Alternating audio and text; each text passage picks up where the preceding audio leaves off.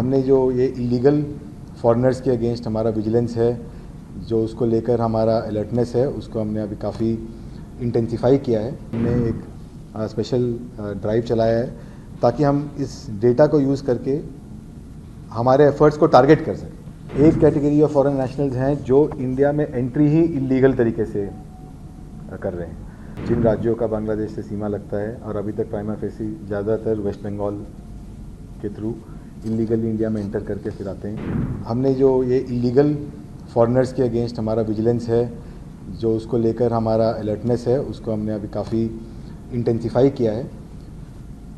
और अगर हम इस साल का फिगर और जो लास्ट ईयर का था उसको मिलाएं तो टोटल 14 फॉरेन नेशनल्स को हमने डिपोर्टेशन के लिए भेजा है। हमने एक 2 pronged स्ट्रेटजी एक यूज़ किया है इसमें। एक हमारे जो टीम्स हैं वो ऑन ग्राउंड वेरिफिकेशन करते रहते हैं based on manual information, based on technical information.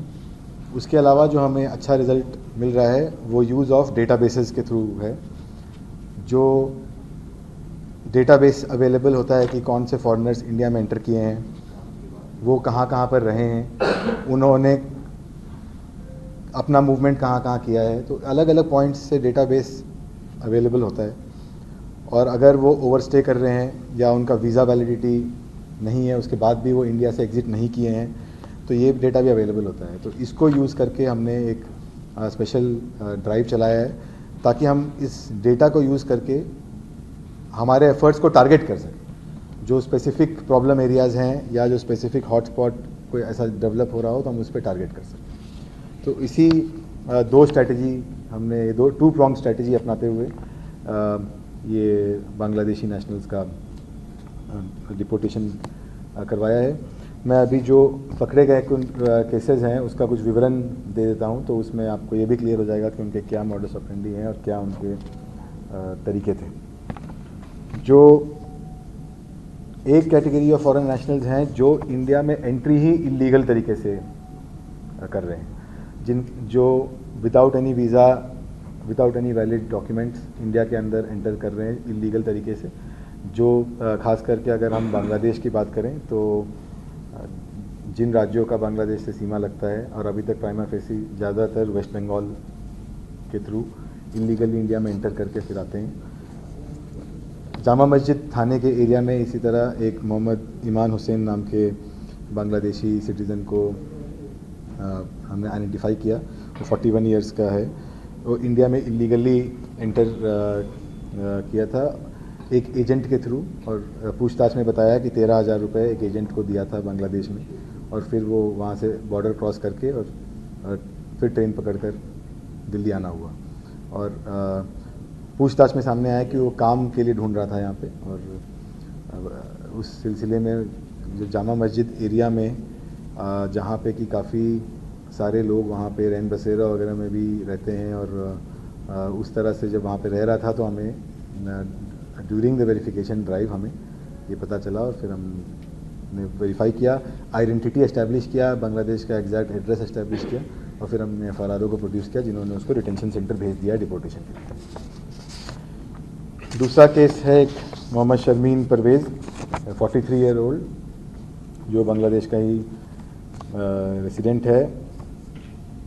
इसने इंडिया में एंट्री वैलिड तरीके से किया था वीज़ा लेकर, बट वो वीज़ा अक्टूबर महीने में ही एक्सपायर हो चुका था, और वीज़ा एक्सपायर होने के बाद भी इंडिया में ओवरस्टे कर रहा था। तो इस इंडिविजुअल को जब हमने डिटेन किया तो पता चला कि उसका बेसिक इंटेंट यहाँ पे कुछ जॉब करना, एम्प्लॉयमेंट करना, कुछ इंडियन आइडेंटिटी क्रिएट करके फिर यहाँ से कोई थर्ड कंट्री, मोस्टली जो टारगेट करते हैं कि यूरोपियन कंट्री कहीं पर जाना, ये है, और इसके लिए वो एजेंट्स के संपर्क में आते हैं।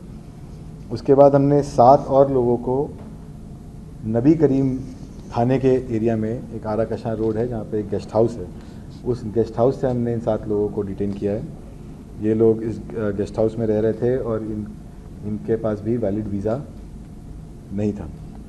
इन सब की आइडेंटिटी एस्टैब्लिश करके FRRO में प्रोड्यूस किया गया है, और FRRO ने इनको डिटेंशन सेंटर में भेजा है। They were also in touch with an agent to create certain documents, Indian documents, और इसीलिए वो अपना वीज़ा एक्सपायर होने के बावजूद भी यहाँ यहीं पे रुके हुए थे, उनका वापस जाने का कोई इंटेंशन नहीं था। तो अभी इस पे हम फर्दर अपना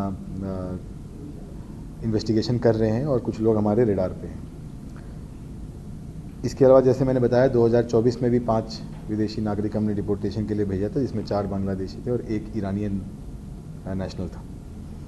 हमारे टीम्स वेस्ट बंगाल के पूर्वी मेदिनीपुर और मुर्शिदाबाद ज़िलों में जाकर कुछ डॉक्यूमेंट्स का वेरिफिकेशन कर रही है, जो और कुछ सस्पेक्ट्स हैं उनके आइडेंटिटी को क्लियरली एस्टैब्लिश करने के लिए। सर, कितने डॉक्यूमेंट हैं जिनकी वेरिफिकेशन चल रहा होगा? कोई संख्या होगी? करीब 31 पर्सन्स के डॉक्यूमेंट्स हैं जिनका वेरिफिकेशन अभी चल रहा है, और एक हमने एफआईआर भी रजिस्टर किया है पीएस कमला मार्केट में। एक पर्टिकुलर इंडिविजुअल, एक लेडी का जब हमने डॉक्यूमेंट्स लिया तो एक बर्थ सर्टिफिकेट हमें प्रोड्यूस किया गया। वो बर्थ सर्टिफिकेट 1 मई 2024 का बना हुआ है और उस लेडी का बर्थ 1974 का है, और उसमें place of birth Nanakpura Delhi का दिखाया गया है। बट पूछताछ में पता चला कि ये चीज़ गलत है और वो लेडी का बर्थ यहाँ नानकपुरा में नहीं हुआ है। वो लेडी ने इस बात को खुद भी एक्सेप्ट किया, तो हमने इसमें केस रजिस्टर किया है और अभी हमने इसमें एमसीडी से डिटेल्स मांगा है कि किस डॉक्यूमेंट्स के आधार पर ये बर्थ सर्टिफिकेट बनाया गया था। तो अभी इन्वेस्टिगेशन बहुत इनिशियल स्टेज में है, तो उसको हम जैसे इसमें प्रोग्रेस होगा तो आपके साथ फर्दर शेयर करेंगे।